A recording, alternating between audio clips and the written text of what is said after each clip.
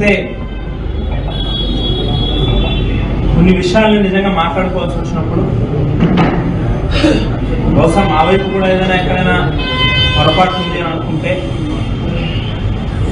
ముఖ్యమంత్రి గారిని ట్రాన్స్ లో పెట్టి చుట్టూ ఒక కవచం కింద ఉంది ధనుంజయ రెడ్డి గారు లాంటి పనికి మాలిన చెత్త అధికారులు ఏ ఎమ్మెల్యే అయినా ఏదైనా ఒక అర్జీ పట్టుకుని వెళ్తే ఆయన భూమి బయట ఆయనే ముఖ్యమంత్రి లాగా గంటల తరబడి కూర్చోబెట్టడం, కూర్చొని కూడా కాదు నుంచుని, లోపలికి వెళ్తే ఆయనకి తీరిక లేనట్టుగా ఎమ్మెల్యేతో మాట్లాడడానికి కూడా తీరిక లేనట్టుగా 2 నిమిషాలు కూడా మాట్లాడకుండా మేము తీసుకొచ్చినటువంటి పనులను సరిగ్గా అర్థం చేసుకోకుండా కోరుకొండ భూములకి సంబంధించినటువంటి రిజిస్ట్రేషన్ ఆగిపోయినాయి అని చెప్పి ఆవేళ ప్రతిపక్షంలో ఉన్నప్పుడు అనేక ఉద్యమాలు చేశాం, పోరాటాలు చేశాం.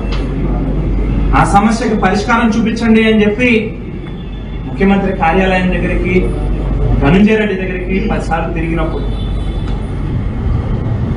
అదే పనిగా రేపు ఎల్లుండా అని చెప్పి 5 సంవత్సరాలు గడిపాడు. పురుషోత్తపట్నం ఎత్తిపోతల పథకం భూములకి సంబంధించినటువంటి రైతులకి నష్టపరిహారం ఇవ్వాలి అని చెప్పని అడిగితే రేపు ఎల్లుండా అని చెప్పి 5 సంవత్సరాలు గడిపాడు. విదేశీ విద్యార్థులకు సంబంధించినటువంటి కాపు విద్యార్థులు, పేద విద్యార్థులకు సంబంధించినటువంటి బకాయిల్ని క్లియర్ చేయండి అని అంటే రేపు ఎల్లుండా అని చెప్పి 5 సంవత్సరాలు గడిపాడు.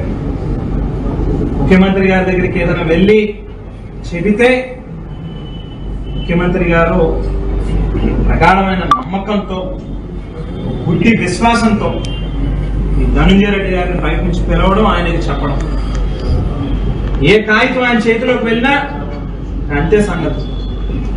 1 కాదు 2 కాదు 100 సమస్యలు చెప్పచ్చు.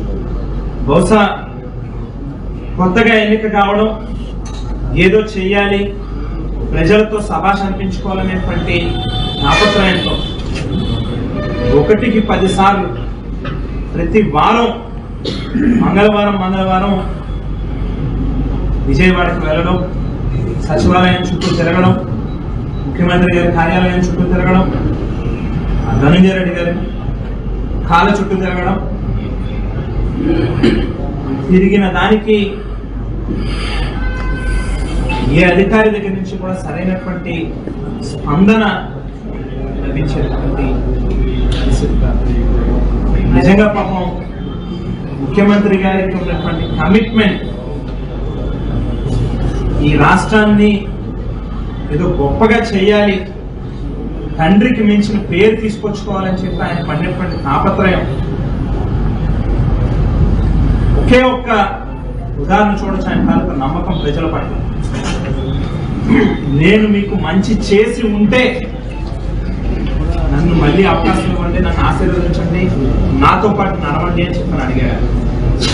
భారతదేశంలో ఏ ముఖ్యమంత్రి అయినా 5 ఏళ్లు ప్రజలకి పరిపాలన అందించినటువంటి ఏ నాయకుడైనా అంత నమ్మకంగా, అంత ధైర్యంగా ప్రజలకి మంచి చేయకపోతే నేను మీకు మంచి చేసి ఉంటేనే నాకు ఓటేయండి, నాతో నిలవండి అని చెప్పి అడిగేటటువంటి దమ్ముందా అని చెప్పని అడుగుతాం. ఇవాళ జగన్మోహన్ రెడ్డి గెలిచినా ఓడినా అతను నిజంగానే రియల్ హీరో. కేవలం అతను ఎవరినైతే నమ్ముకున్నాడో అతను చుట్టూ ఉన్నటువంటి క్వార్టరీ, అతను చుట్టూ ఉన్నటువంటి పనికిమాలిన కొంతమంది అధికారులు కలిసి వ్యవస్థను భ్రష్టు పట్టించారు. ఆయనని తప్పుతో పట్టించి ఆయనని ఒక ట్రాన్స్ లో ఉంచేటటువంటి ప్రయత్నం చేశారు తప్పితే వాస్తవానికి ఆయన మనసు కానీ ఆయన కమిట్మెంట్ కానీ నిజంగా భారతదేశంలో ఇతర ఏ ముఖ్యమంత్రిని కూడా మనం చూడము అనేటువంటి వాస్తవమైనటువంటి విషయం. అయితే ప్రజలు ఇచ్చినటువంటి తీర్పుని ఖచ్చితంగా గౌరవిస్తాం. బహుశా జగన్మోహన్ రెడ్డి గారి తల్లిదండ్రులు, నా తల్లిదండ్రులు జక్కమూడి రామ్మోహన్ రావు గారు, నాకు కానీ నా తమ్ముడికి కానీ, లేకపోతే రాజశేఖర రెడ్డి గారు, విజయమ్మ గారు, జగన్మోహన్ రెడ్డి గారికి కానీ మాకు నేర్పినటువంటి పాఠాలు, నేర్పినటువంటి రాజకీయ పాఠాల ద్వారా ఎన్ని ఎదురు దెబ్బలు తగిలినా మా నడవడికలో మార్పు ఉండదు. మేము నిజాయితీగానే ఉన్నాం. మేము ప్రజలకు ఖచ్చితంగానే మంచి చేసాం. మాకు మా మనసుకి సంతృప్తి ఉంది. 5 ఏళ్ళు మేము చేసినటువంటి పనులేంటో మాకు తెలుసు. 215 కోట్ల రూపాయలు తీసుకొచ్చారు గోదావరి నీళ్ళని త్రాగునీరు కింద ప్రతి ఇంటికి అందించడానికి. సీతారామన్ రోడ్డు మీద వేల కొద్ది ఇసుక లారీలు వెళ్తూ 100 మంది ప్రాణాలు పోయినాయి. 10ల సంఖ్యలో కాళ్ళు చేతులు ఇరిగిపోయి మంచాన్ని పడి కుటుంబాలు రోడ్డు పడిన పరిస్థితుంది. 104 కోట్ల రూపాయలతో ఆ రోడ్డుని అభివృద్ధి చేశాం. మరో 100 కోట్ల రూపాయలతో R&B రోడ్లు వివిధ ప్రాంతాల్లో అభివృద్ధి చేశాం. కోరుకొండలో కొత్త ఫైర్ స్టేషన్ నిర్మాణం చేశా, ఓపెన్ కూడా చేశా. కలవచర్లలో